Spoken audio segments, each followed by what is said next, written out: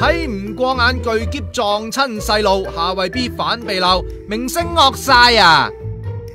繼去示威反對 D&G 唔俾港人喺門口影相，派生果力撐碼頭工人，疑似暗示考慮從政，呼籲大家切勿支持私煙，落旺角佔領區同市民打氣之後，正義嘅女神夏慧 BB 又出動啦！是咁的，前日夏慧 BB 搭港鐵嘅時候，激死我啦！佢嘅行李箱撞到個小朋友，我叫佢小心啲，佢竟然話明星惡晒啊！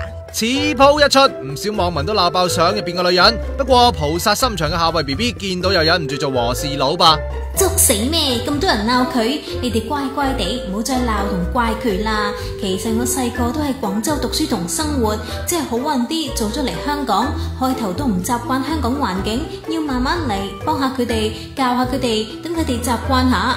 不過隻死肥豬已經用鬧我嘅語氣怒啤嗰位女士，佢講完嗰句明星惡晒都已經收咗口啦。我真係想大家開開心心和平生活。